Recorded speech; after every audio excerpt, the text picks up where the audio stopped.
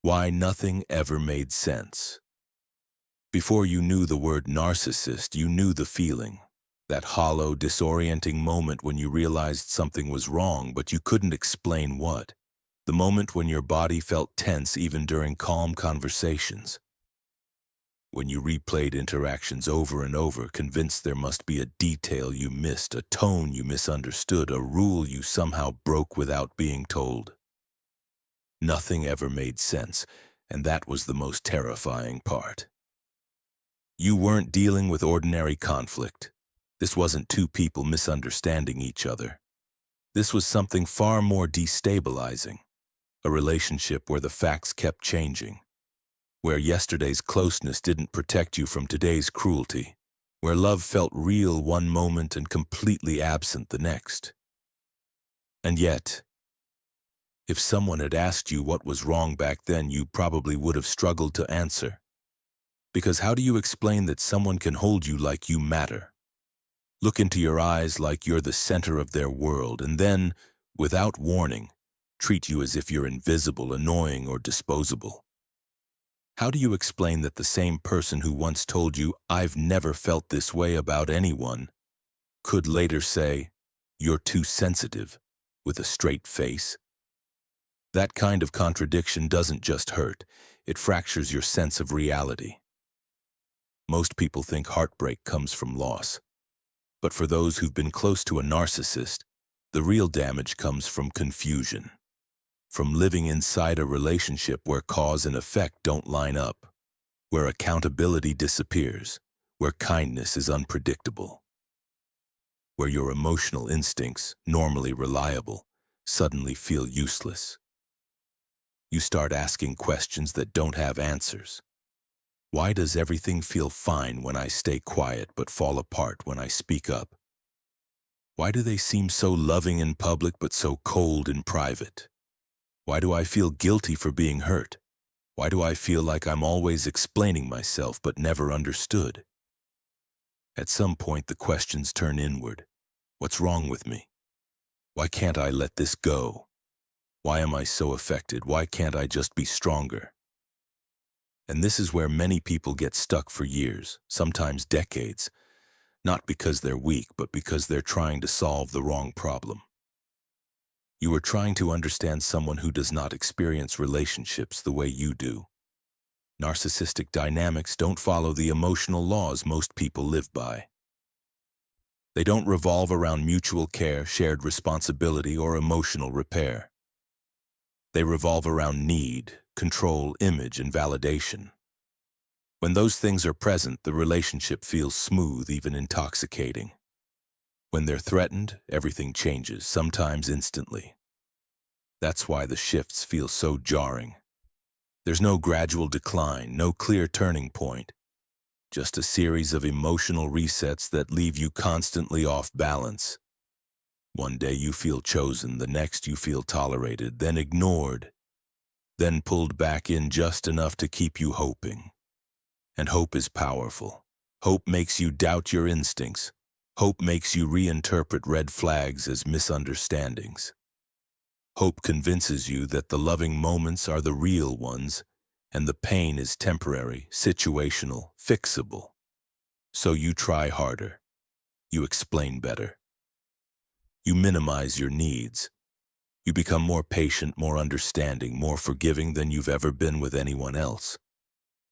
Not because you're desperate, but because you're human.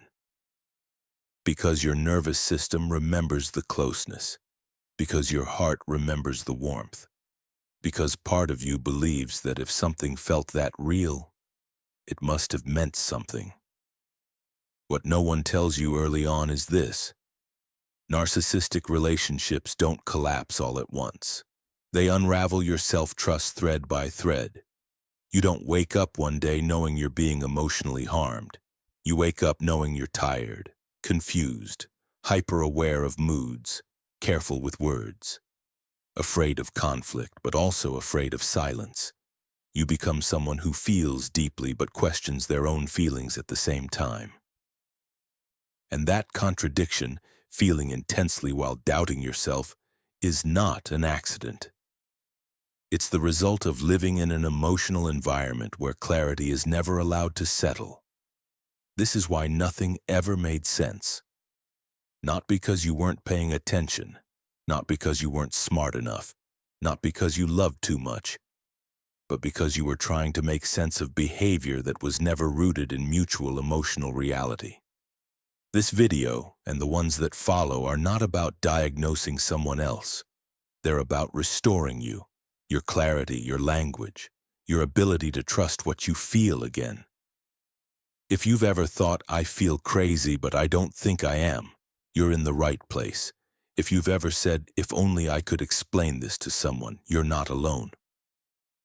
And if this introduction already feels uncomfortably accurate, if something in you is leaning forward instead of pulling away, then this channel was made for you.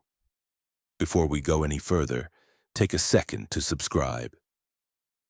Supporting the channel helps keep these conversations going and makes it possible to continue creating content that doesn't shame, rush, or oversimplify what people actually go through in narcissistic relationships. Now let me leave you with a simple question, one that doesn't require analysis, just honesty. Which feels more true for you? A. The relationship was confusing because I didn't try hard enough to understand it. B. The relationship was confusing because it was never meant to make sense. Comment A or B below. Your answer matters more than you think. They can be incredible. Until they're not, why their good moments confuse you the most. There is a particular kind of hope that only forms in relationships like this. It doesn't come from stability or safety. It comes from contrast. Emily didn't stay because things were always bad. She stayed because sometimes, just often enough, they were breathtakingly good. Not average, not decent, incredible. Those moments didn't feel like crumbs, they felt like proof.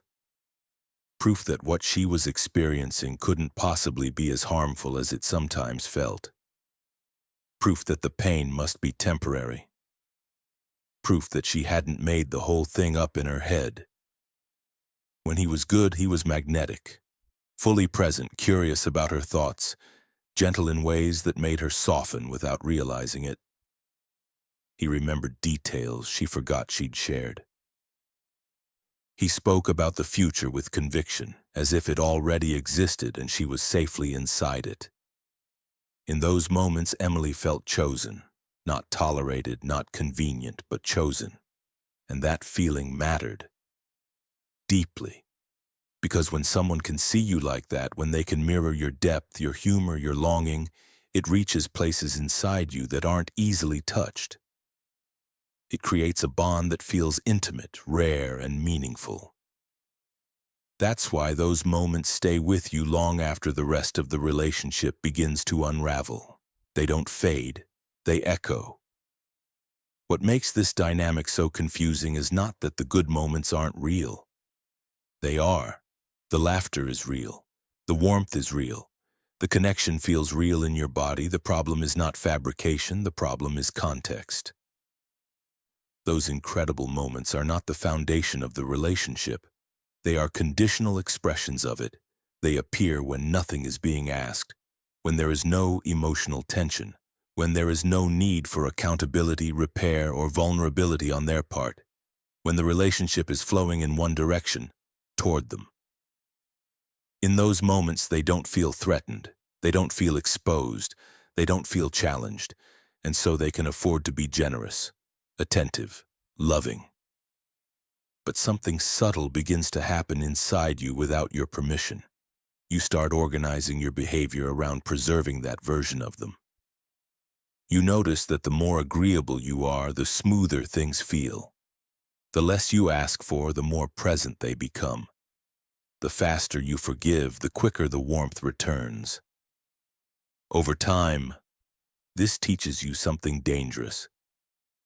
That closeness is earned through self-erasure.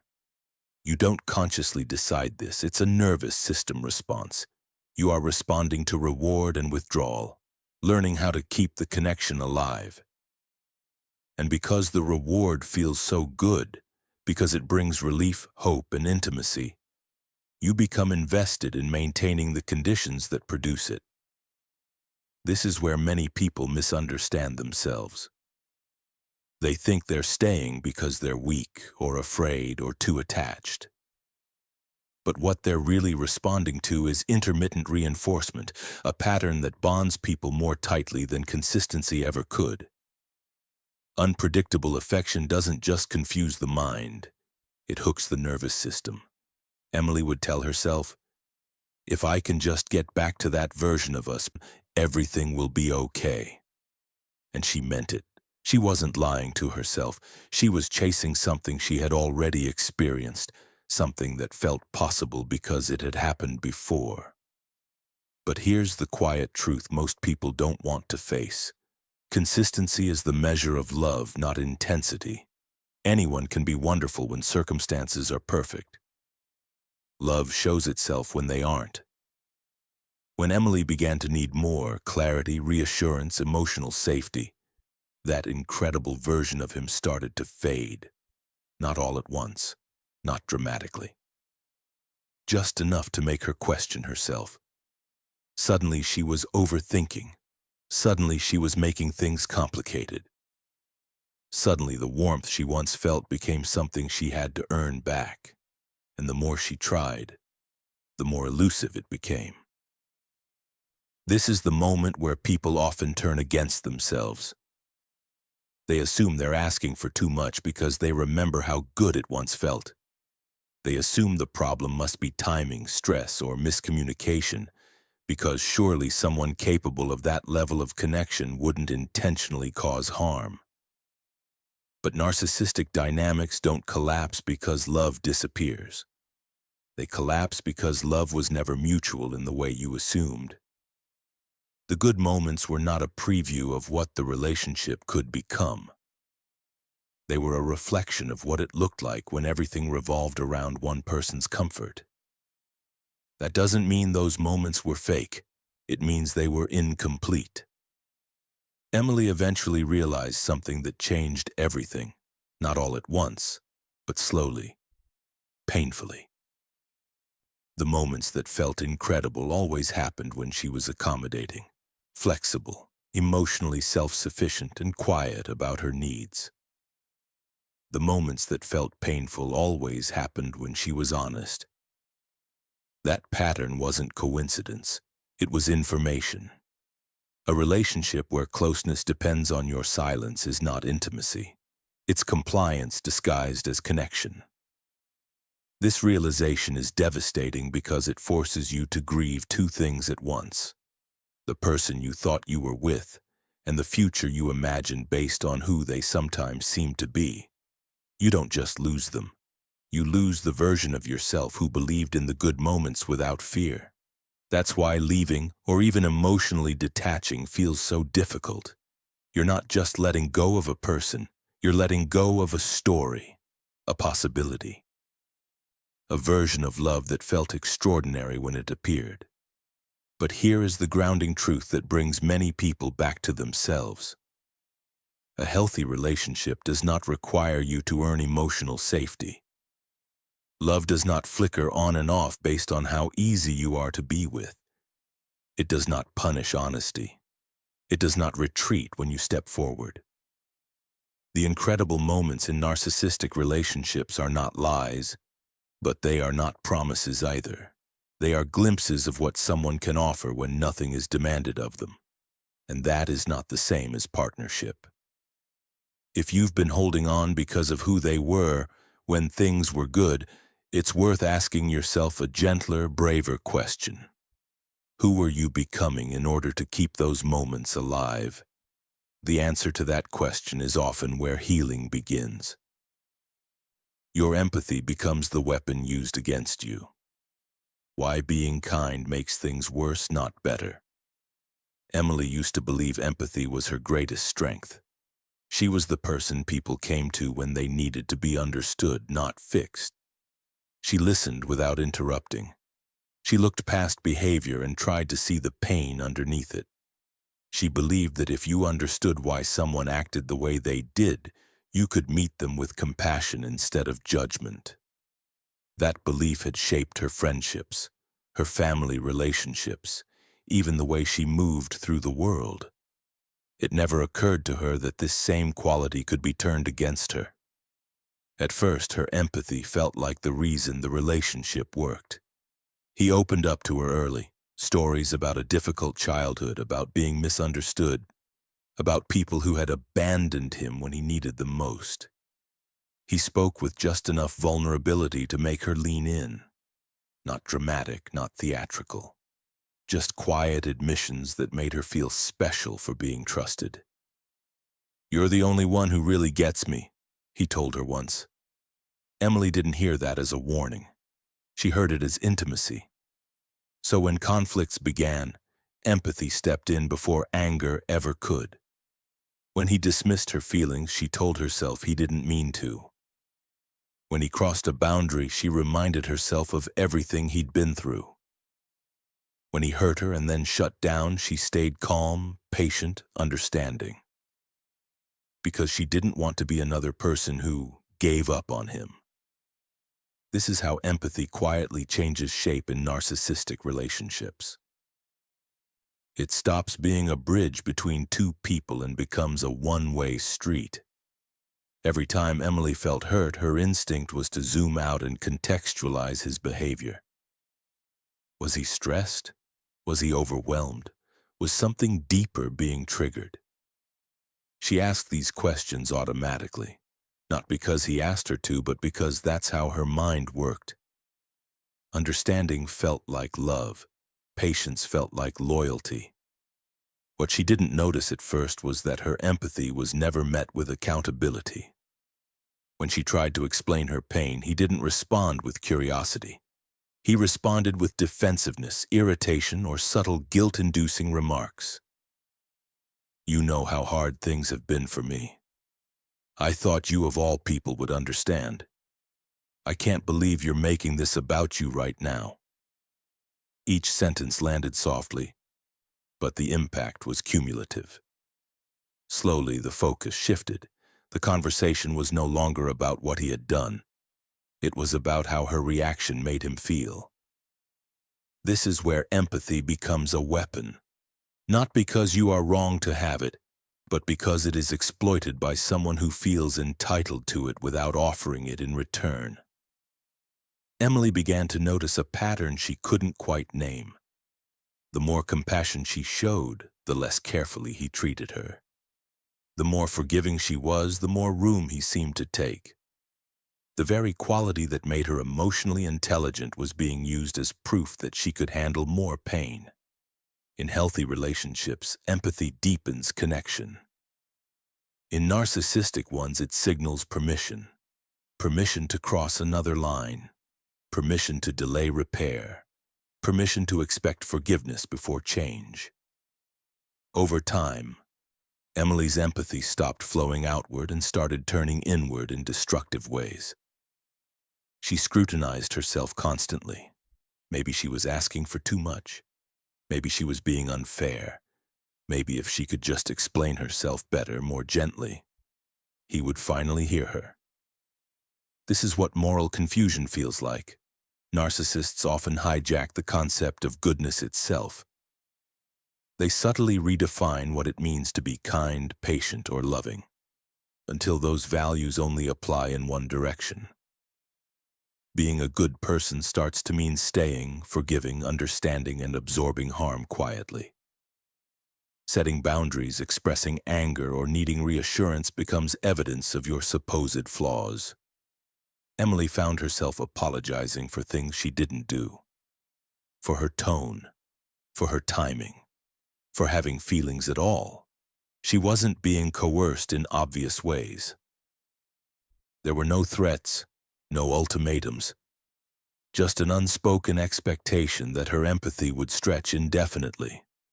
Her body felt the cost before her mind could articulate it. She was tired all the time, not physically but emotionally. Conversations felt heavy. Even good days carried an undercurrent of tension, as if she were constantly monitoring his mood, adjusting herself to prevent the next rupture. She slept lightly. Her chest felt tight for no clear reason. She couldn't relax fully, even during moments of calm. This is what happens when empathy is no longer safe. You begin to associate caring with pain, understanding with self-betrayal, love with endurance. One of the cruelest aspects of this dynamic is that from the outside, it looks like strength. Friends might say, "You're so patient. You're such a good partner." And Emily believed it too, until she realized that patience without reciprocity is not strength, it's erosion.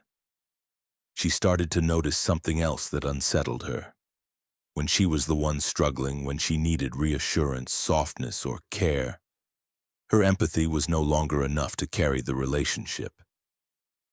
He grew distant, annoyed, sometimes cold. The same understanding she had offered so freely was suddenly unavailable to her. That was the quiet betrayal, not the arguments, not the hurtful comments, but the realization that the emotional labor was never shared. Empathy in its healthiest form is mutual recognition. It says, "I see you and I want to respond to what I see." In narcissistic dynamics, empathy becomes extraction. I see you, and I will use what I see to get my needs met. Emily eventually asked herself a question she had been avoiding for a long time. Does my compassion ever come back to me? The answer was painful, but clarifying. She wasn't too empathetic, she wasn't naive, she wasn't weak. She had simply been offering something precious to someone who experienced it as a resource, not a bond. Understanding this doesn't harden you. It doesn't take empathy away. But it does change where you place it. Empathy without boundaries is not love. It's self-sacrifice dressed up as virtue. And the moment Emily began to see that, really see it, was the moment she started to come back to herself. They hurt you deeply. Then act like nothing happened. The speed that breaks your reality. What broke Emily wasn't just what he did to her. It was how quickly he seemed to step over it, as if nothing meaningful had happened at all. The night she finally named the hurt out loud, carefully, calmly, choosing her words the way she always did. She expected discomfort, maybe defensiveness, maybe a long conversation.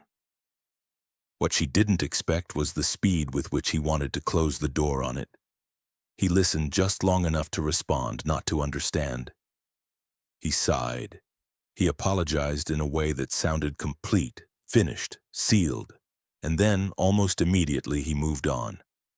The next morning, he acted normal, cheerful even. He talked about his day, made casual plans, laughed at something on his phone.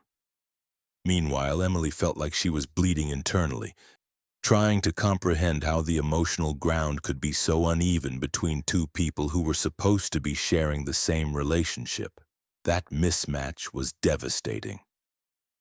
When someone hurts you deeply, betrays your trust, dismisses your pain, crosses a line you can't unsee, most people don't just bounce back. They sit with it. They feel shame, guilt, anxiety. They replay what happened and ask themselves hard questions. They need time to integrate the harm they caused with the image they have of themselves. Emily knew this because she was that kind of person. She imagined herself in his position. If she had done to him what he had done to her, she would have been wrecked. She would have struggled to sleep. She would have checked in, apologized again, worried she had caused irreparable damage. That's what made his ease feel so unreal. It wasn't just that he moved on quickly. It was that he expected her to move on just as fast. When she didn't, when the pain lingered, when she needed to talk about it again, his patience thinned. "I already said I was sorry," he told her. "Why are we still talking about this?" His tone wasn't cruel, it was irritated, as if she were dragging something unnecessary back into the room. This is where many people start to doubt themselves. Emily wondered if she was holding on to things too long, if she was being dramatic. If maybe the issue wasn't as serious as it felt. After all, if it really were that bad, wouldn't he be more affected? Wouldn't he show more remorse? That question haunted her, and it's one of the most dangerous ones survivors of narcissistic relationships ask themselves. Because the speed with which someone moves on from hurting you is not a measure of how small the harm was. It's a measure of how little empathy was involved when it happened. For many narcissistic personalities, there is no internal reckoning after harm. There is no lingering guilt that needs to be worked through. The moment an action serves their needs, whether it's lying, abandoning, or betraying, it is already justified in their mind. By the time you're processing the impact, they're done with it. In some cases, they don't even see it as something that requires repair. Emily noticed something else too. When the risk of losing her felt real, when she pulled away or talked about leaving, he could suddenly perform remorse. He could cry. He could say the right things. He could promise change. But those moments always had a strange urgency to them, like damage control rather than reflection. Once the crisis passed, so did the accountability. This created another layer of confusion. If he could show emotion, didn't that mean he cared? If he could apologize, didn't that mean he understood? Not necessarily. There's a difference between feeling bad about consequences and feeling bad about causing pain. Narcissistic remorse is often about loss of control, loss of image, loss of supply, not about the suffering of the other person. Emily felt this gap acutely. When she cried, he didn't soften. When she needed reassurance, he grew distant. When she expressed ongoing hurt, he framed it as an inconvenience. Her pain was treated like a problem to be solved quickly, not an experience to be honored. One of the most disorienting tactics in this phase is emotional time control. Narcissists decide when something is over. Once they've apologized or decided they've done enough, the issue is closed in their mind. Any attempt to revisit it becomes evidence that you're unreasonable, unstable, or unwilling to let go. This flips reality on its head. Emily wasn't refusing to move forward, she was trying to heal. But healing takes time, and time is something narcissistic dynamics rarely allow. Your emotions are put on a deadline, your pain is measured against their comfort, and when the two conflict, yours loses.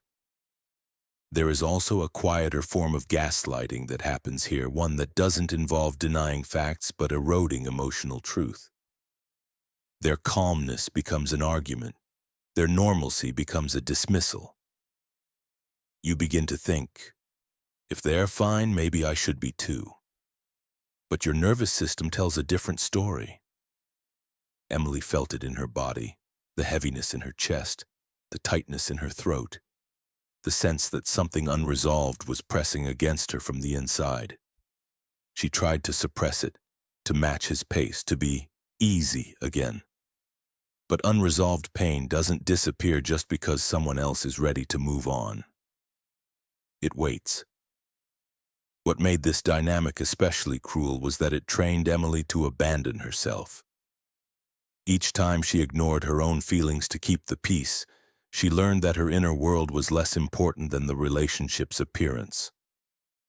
Each time she accepted his timeline instead of her own, she reinforced the belief that her pain was a burden. Over time, she stopped trusting the signals coming from within.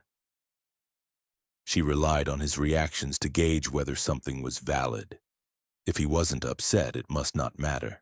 If he wasn't concerned, she must be overreacting.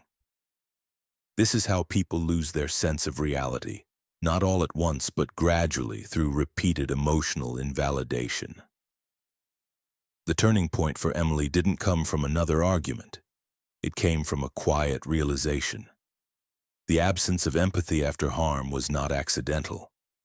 It was consistent, predictable, patterned, and patterns tell the truth even when words don't. She began to understand that someone who truly cares cannot simply step over the pain they've caused and expect intimacy to resume as if nothing happened. Repair requires presence. It requires patience. It requires staying with discomfort long enough to restore trust. What she had been experiencing wasn't repair. It was erasure. Erasure of her pain. Erasure of the impact. Erasure of the emotional cost. The clarity that followed was painful, but grounding. Her hurt didn't linger because she was weak. It lingered because it had never been acknowledged in a way that allowed it to heal. And once Emily stopped letting his ease convince her that nothing was wrong, she began to reclaim something vital. Permission to feel exactly what she felt, for as long as she needed to feel it. That permission changed everything. When confronted, logic disappears.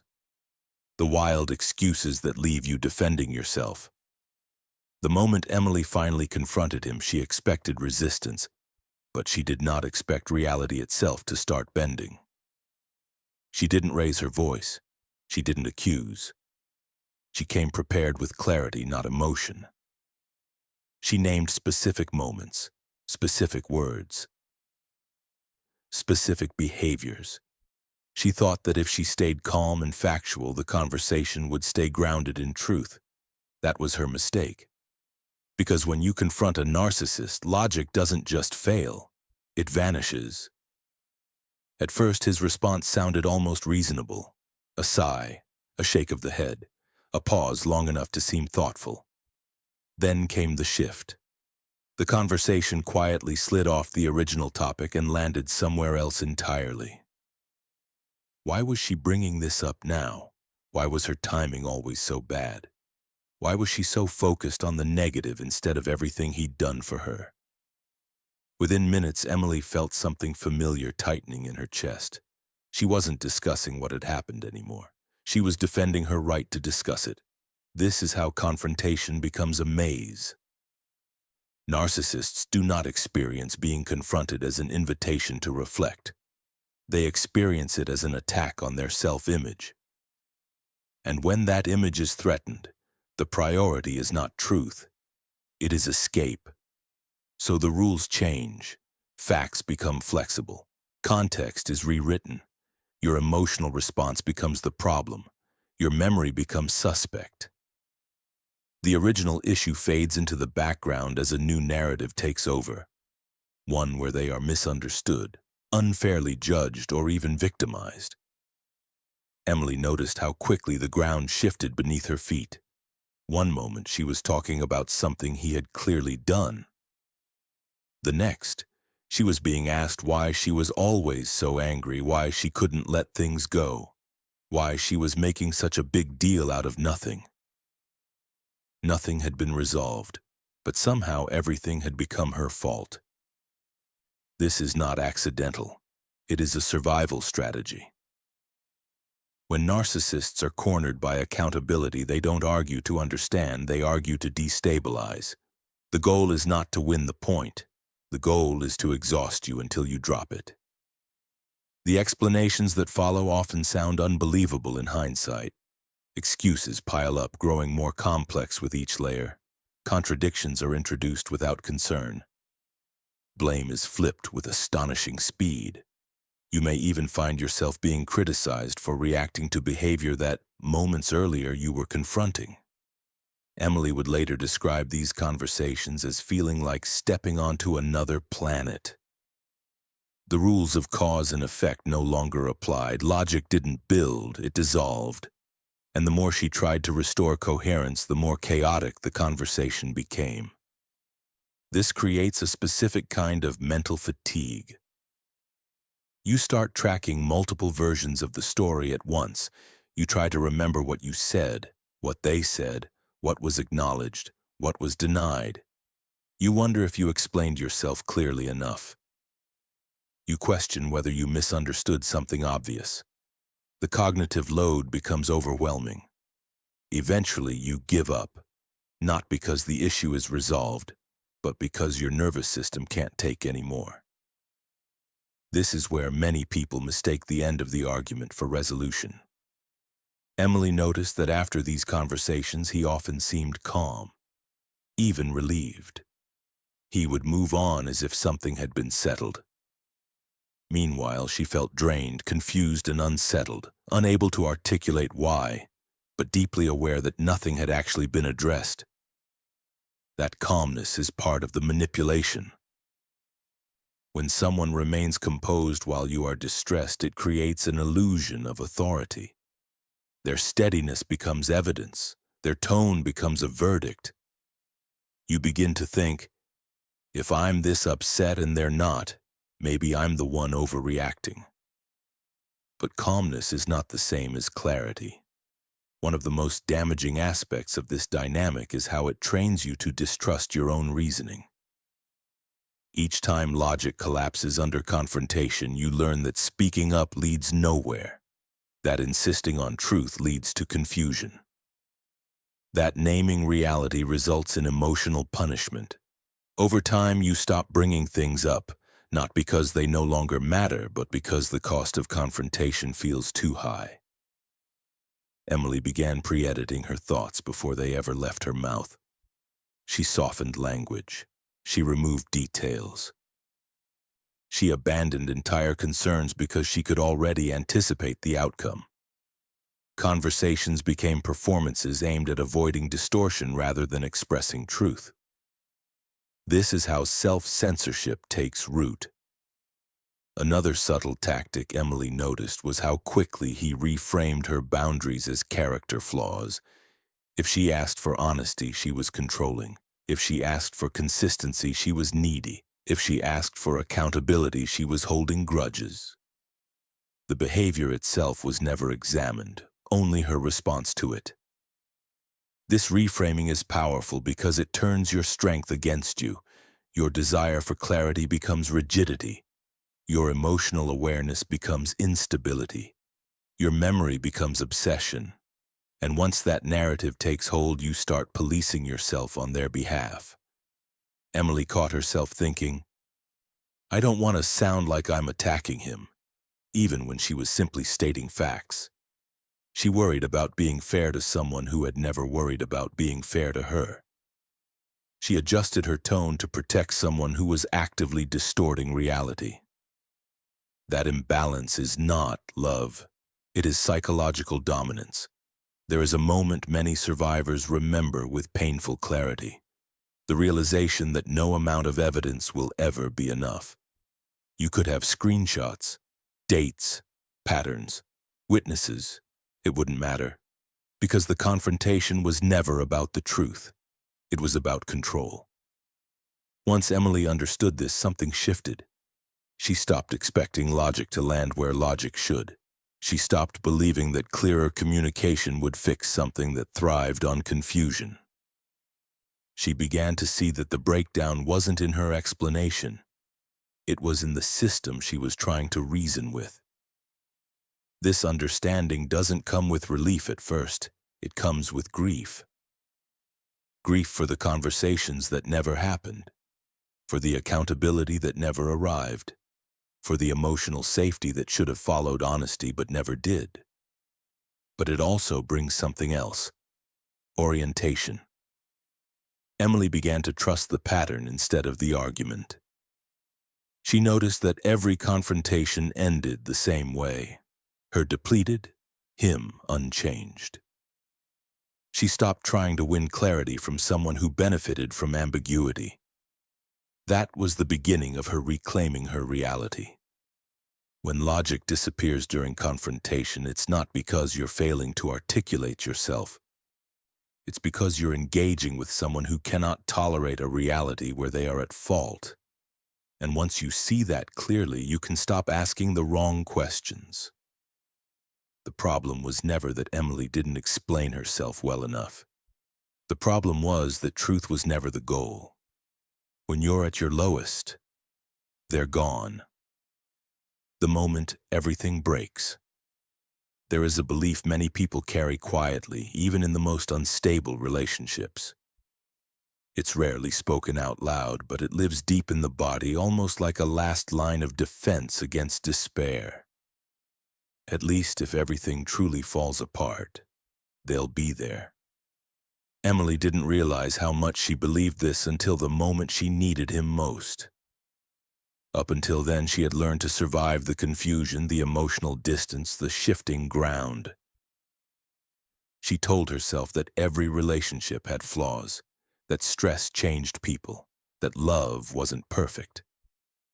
Somewhere inside her, she still believed there was a core bond that couldn't be broken, a line that wouldn't be crossed. That belief held until life stopped being theoretical. It wasn't a dramatic moment, no shouting, no betrayal scene that could be neatly summarized. It was quieter than that, a period where her life began to buckle under real weight. Exhaustion that wouldn't lift, fear she couldn't talk herself out of, a sense that she was sinking and needed something solid to hold on to. She reached for him, not desperately, not dramatically, but honestly. She didn't ask him to fix anything. She just needed presence, care, a sense that she wasn't alone. What she met instead was absence. Sometimes it came as indifference, a distracted tone, a delay that stretched too long to ignore. Sometimes it came as irritation, as if her pain were an inconvenience interrupting his life. And sometimes, most painfully, it came as silence. Emily felt something break in a way she had never experienced before. It wasn't just heartbreak. It was disbelief. She had tolerated so much because she believed this moment would be different. Because she believed that when it truly mattered, when the stakes were real, when love was no longer abstract, he would show up the way she would have shown up for him. That assumption was the last illusion to fall. People often talk about narcissistic abandonment as if it's loud or cruel or obvious, but more often it's subtle. It's the failure to step forward when someone is drowning. It's the lack of urgency, the lack of concern. The way their life continues uninterrupted while yours is unraveling. Emily remembered all the times she had been there for him, when he was stressed, when he was lost, when he needed reassurance, validation, patience. She had rearranged her life without thinking twice, not because she was keeping score, but because that's what love meant to her. That's what made this moment so shattering. Not that he didn't save her, but that he didn't even seem to notice she was drowning. This is often the point of no return for people in narcissistic relationships. Not because the pain is suddenly greater than before, but because the truth becomes impossible to ignore. When the chips are down, narcissistic dynamics reveal their core. Narcissists do not bond through mutual care, they bond through utility. When someone is strong, giving, accommodating, and emotionally available, they are valuable. When someone is struggling, needy, or inconvenient, they become a liability. Emily had crossed an invisible line, from being a source of support to being someone who required it. And the system collapsed. What made it worse was how alone she felt in her realization. She wanted to tell someone, to explain what had happened, but the words wouldn't come. How do you explain that the person you trusted most didn't do anything wrong in a visible way, and yet failed you completely? There was no single act she could point to, just an absence where love should have been. This is where many people turn their pain inward. Emily wondered if she had expected too much, if she had misjudged what partners owe each other, if she was being unfair. After all, he hadn't promised anything, had he? He hadn't explicitly said he would show up. But the body doesn't respond to contracts. It responds to reality. And the reality was this: when she was at her most vulnerable, she was alone. There is a unique grief that comes with this realization. It's not just the grief of losing someone, it's the grief of losing the belief that you were seen, that you mattered in the ways that count. Emily described it later as a kind of emotional vertigo, as if the floor dropped out from under her sense of safety, not just in the relationship but in her understanding of it. She had to go back and re-examine everything with new eyes. Was he ever capable of being there for her? Or had she been projecting her own capacity onto him all along? That question hurts because the answer often changes the entire story. And here's the part that matters most. This realization does not mean Emily was foolish. It does not mean she ignored obvious signs. It means she loved with the assumption of shared humanity. She assumed that if roles were reversed, he would care the way she would care. She assumed that history meant something, that shared memories created obligation, that love once established carried weight. Those assumptions are normal. They are also incompatible with narcissistic functioning. Narcissists do not rise to the occasion when someone they love is struggling. They retreat, they deflect, they preserve themselves. They experience another person's crisis not as a call to connection, but as a threat to their equilibrium. This is why the abandonment feels so alien. It violates something fundamental in how emotionally healthy people understand relationships. Emily didn't just lose him in that moment. She lost the version of reality where that kind of love could exist between them. She lost the future she had unconsciously planned around his presence. She lost the belief that endurance would be rewarded. And yet, quietly, slowly, something else began to form. Without him there to distort her experience, she started to feel her own pain more clearly. Without his indifference minimizing her reality, her emotions began to make sense again.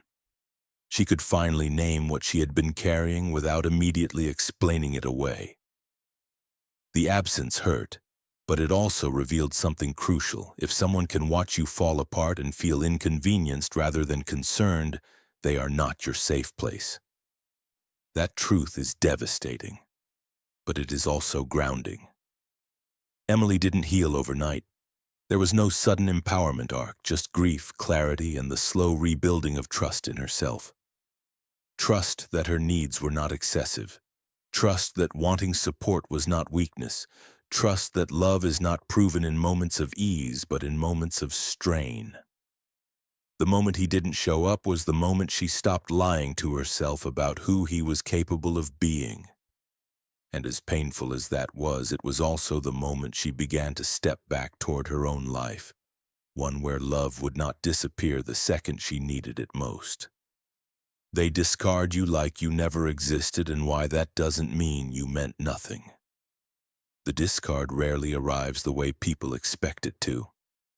Emily thought if the relationship ever truly ended, there would be a conversation. Closure. Some acknowledgement of what they had shared. After everything they'd been through, she believed there would at least be a moment where it was named, where the years, the intimacy, the history were recognized as something real. Instead, the ending came quietly, abruptly, almost casually. One day he was there, the next he wasn't. There was no dramatic goodbye, no reckoning, no long explanation. Just distance that hardened into absence. Messages went unanswered. Calls felt intrusive. Any attempt to reconnect emotionally or practically was met with indifference, irritation, or silence. It was as if she had slipped out of existence overnight. This was the part that hurt in a way she hadn't anticipated. Not the loss itself, but the erasure. Emily found herself staring at her phone, not waiting for reconciliation, but for acknowledgement. Something that said what we had mattered. Something that reflected the gravity of what had just ended. But there was nothing, and that nothing felt louder than any argument they'd ever had. Discard is not simply walking away. It is the sudden withdrawal of recognition. For narcissistic personalities, connection is transactional. As long as someone provides admiration, validation, emotional labor, or access to control, the bond remains useful. When that supply is interrupted by boundaries, clarity, or exhaustion, the connection loses its purpose. And when something loses its purpose, it is dropped. This is why the discard feels so shocking. Not because the relationship ended, but because it ends as if it never existed. Emily replayed memories in her mind, trying to reconcile the intensity of what she felt with the emptiness of his response. The shared jokes, the late-night conversations, the plans, the vulnerability. How could all of that dissolve so quickly? How could someone move forward as if none of it left a mark? This is where many survivors begin to question reality itself. Maybe I imagined it. Maybe it meant more to me than it did to him. Maybe I was just a phase. These thoughts don't arise because you're insecure. They arise because the discard contradicts everything you believed about intimacy. Emotionally healthy people carry the weight of endings.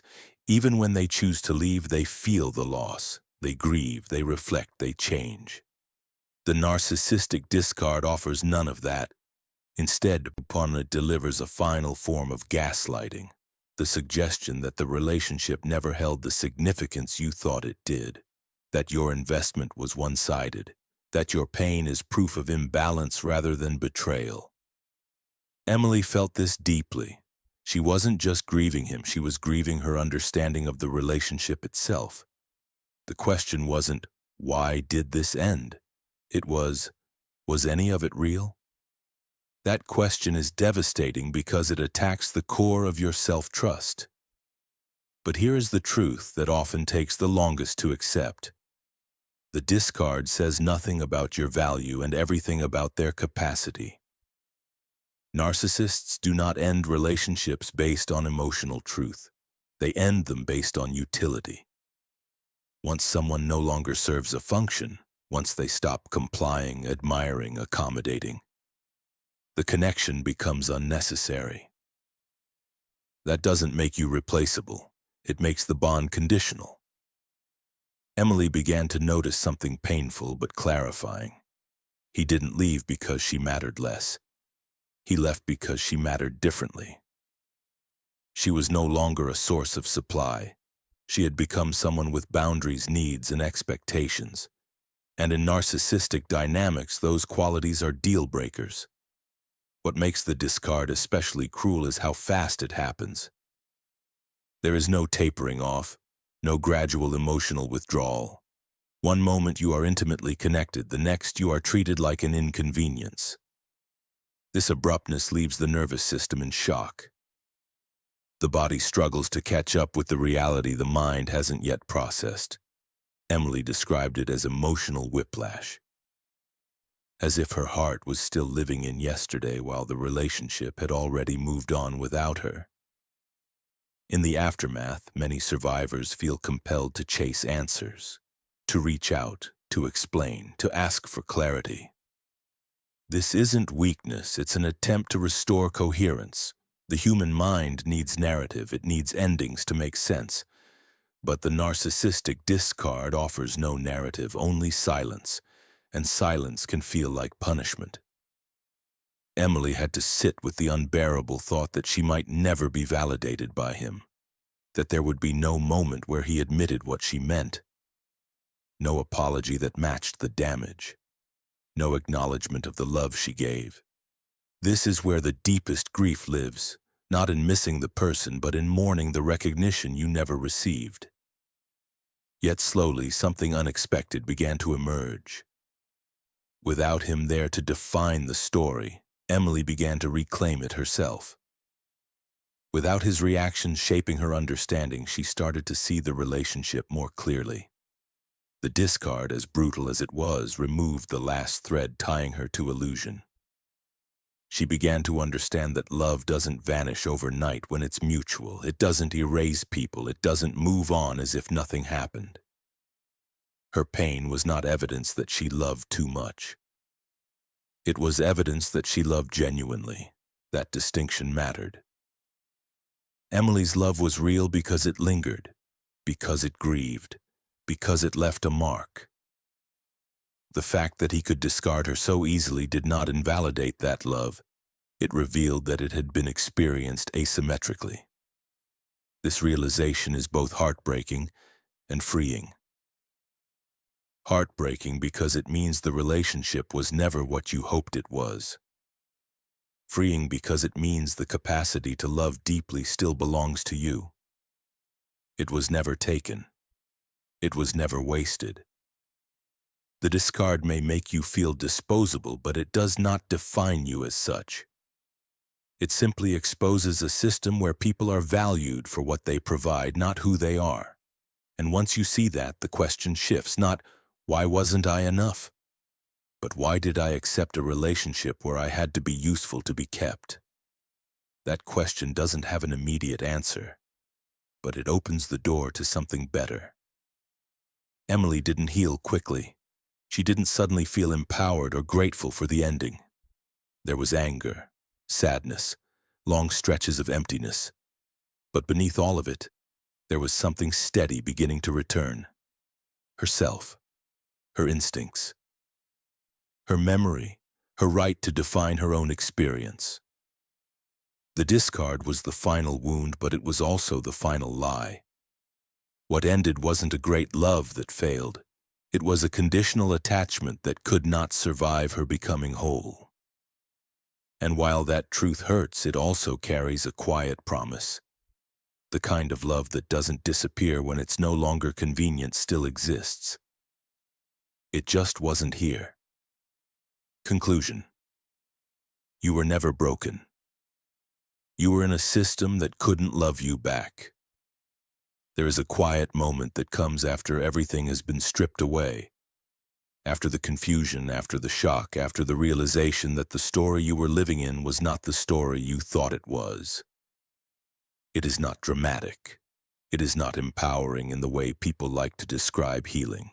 It is simply the moment when the noise stops, and you are left alone with the truth. For Emily, that moment did not arrive with relief. It arrived with grief. Grief not only for the relationship, but for the version of herself who tried so hard to understand, to explain, to endure. Grief for the years spent questioning her instincts. Grief for the emotional energy poured into something that could never return it in kind. But beneath that grief was something steadier beginning to form, something she hadn't felt in a long time. Clarity. Looking back, Emily could see why nothing ever made sense. She had been trying to interpret a system that was never designed for mutual care. She had been applying empathy where there was entitlement, logic where there was avoidance, love where there was utility. The confusion was never a personal failure. It was a signal. A signal that the emotional rules she lived by were not being honored. A signal that reciprocity was missing. A signal that the relationship required her to distort herself in order to survive. Understanding this didn't instantly make the pain disappear. But it did give the pain meaning. And meaning is often the first step toward healing. For so long, Emily had believed that if she could just explain herself better, be calmer, be more patient, everything would finally align. She believed the relationship was one conversation away from becoming what it promised to be. Letting go of that belief was one of the hardest things she ever did. Because hope, even painful hope, can feel safer than acceptance. Acceptance means acknowledging that the love you offered was real, but the relationship was not capable of holding it. It means accepting that the connection was asymmetrical, that your depth was met with limitation, not reciprocity. It means grieving not only what happened, but what never could have happened. This is where many people turn that grief inward. They ask, why didn't I see it sooner? Why did I stay? Why did I give so much? But these questions are rooted in hindsight, not truth. Emily didn't stay because she lacked self-respect. She stayed because she had empathy. She stayed because she believed in repair.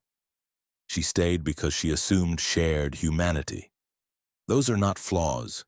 They are strengths that were misplaced. there is an important distinction that often gets lost in conversations about narcissistic relationships. Being hurt by someone does not mean you were weak. It means you were open. The qualities that kept Emily trapped were the same qualities that make deep, meaningful relationships possible when they are met with the right person. The problem was never her capacity to love. It was where she placed it. As the dust settled, Emily began to notice something subtle but profound. Without someone constantly questioning her reality, her thoughts began to organize themselves again. Without having to defend her feelings, she could feel them fully. Without being told she was too much, she started to hear her own inner voice clearly. And that voice was not critical. It was compassionate. It told her she had done the best she could with the information she had. It reminded her that survival often looks like endurance before it looks like escape. It reassured her that confusion is a natural response to inconsistency, not a personal defect. One of the most damaging myths surrounding narcissistic relationships is the idea that closure comes from the other person. That one final conversation, apology, or admission will somehow restore balance. Emily learned slowly and painfully that closure in these dynamics rarely comes from being understood by the person who caused the harm. It comes from understanding yourself, from trusting your experience without needing their agreement, from honoring your emotions without needing their validation, from letting the absence of accountability be information rather than an invitation to keep explaining. This shift did not make Emily bitter. It made her discerning. She began to see that love is not proven through intensity, grand gestures, or occasional warmth. Love is proven through consistency, through presence when it is inconvenient, through accountability when it is uncomfortable, through care that does not disappear the moment it is tested. That understanding became a compass. It guided her away from relationships where she felt anxious, small, or unseen. It taught her to listen not just to words, but to patterns. It reminded her that peace is not boring, it is safe. Most importantly, Emily stopped seeing the relationship as a personal failure and started seeing it as a lesson in contrast. She now knew what love could not look like. And that knowledge, while hard-earned, was powerful. The end of the relationship did not mean she had lost time. It meant she had gained clarity about her values, her boundaries, and her needs.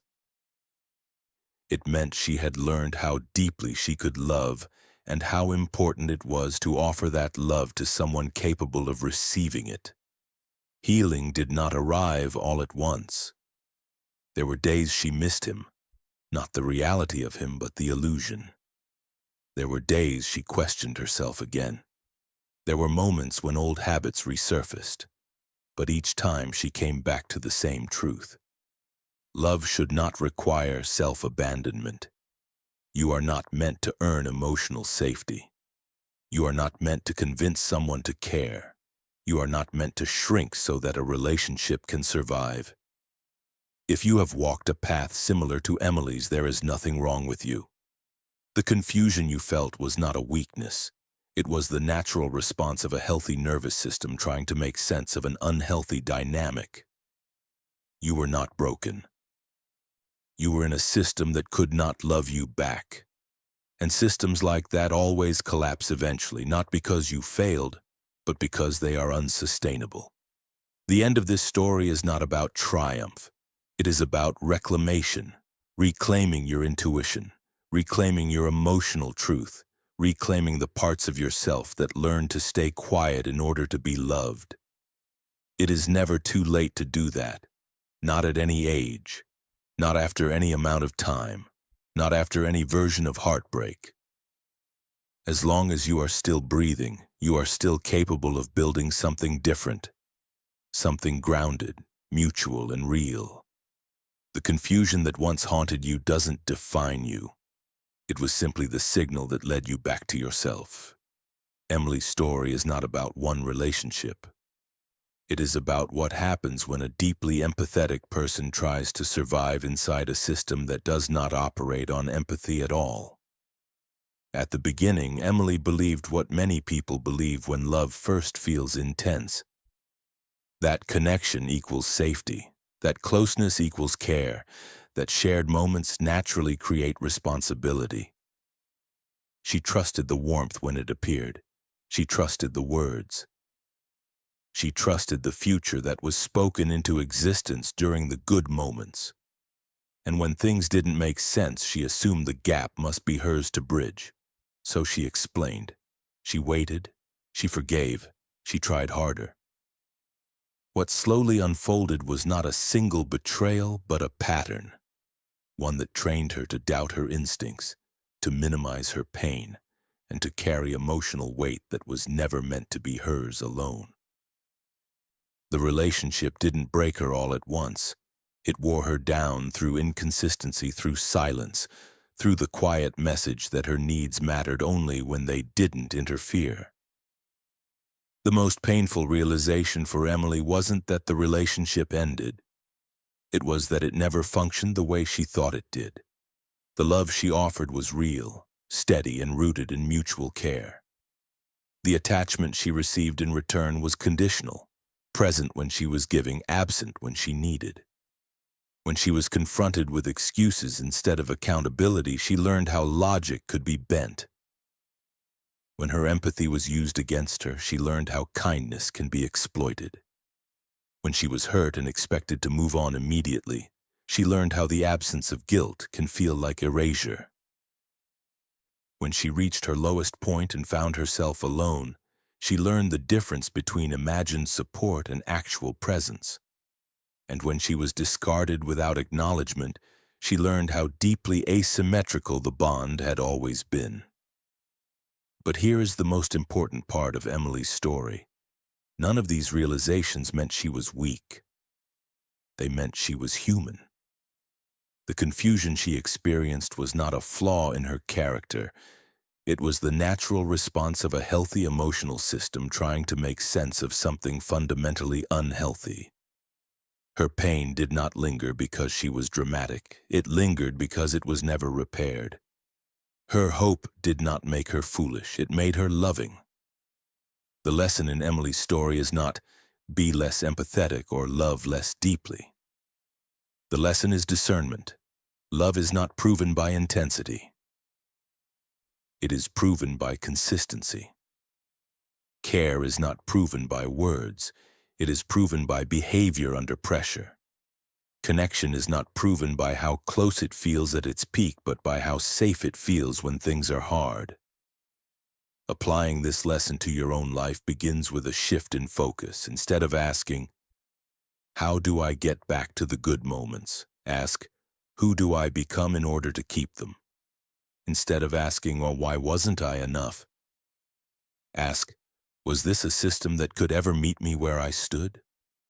Instead of chasing closure from someone who cannot offer it, begin offering yourself the validation you were denied. Healthy relationships do not require you to earn emotional safety. They do not punish honesty. They do not disappear when you are vulnerable. They do not ask you to abandon yourself in order to be loved. Emily's healing did not come from being understood by the person who hurt her. It came from understanding herself, her values, her limits, her worth.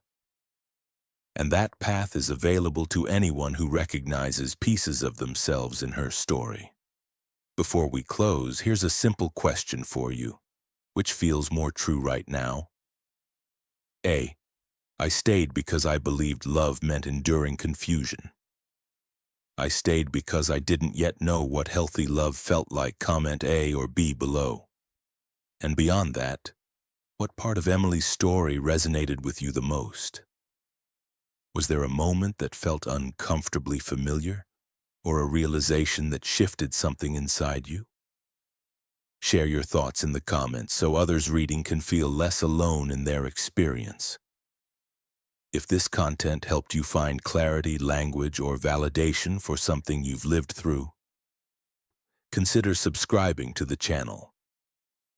Your support makes it possible to continue creating thoughtful, honest content that prioritizes understanding, healing, and growth.